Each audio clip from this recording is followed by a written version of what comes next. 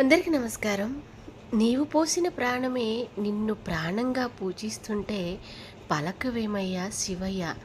నీ పలుకులే నాకు కొండంత అండగా నిలిచి ఉంటాయి. అందుకే కదా నిత్యము నీ నామస్మరణ తప్ప నాకు వేరే ధ్యాస శ్వాస లేకుండా జీవిస్తున్నాను మహాదేవ. శరీరం అలసిపోతే నా వల్ల కాదు అనిపిస్తుంది, కానీ అదే మనసు అలసిపోతే నా వాళ్ళు కాదు అనిపిస్తుంది. ఇది ఎంత మట్టికి నిజమో, ఎందరికి ఇలా జరుగుతుందో, ఎందరికి ఇలా అనిపిస్తుందో నాకైతే తెలీదు.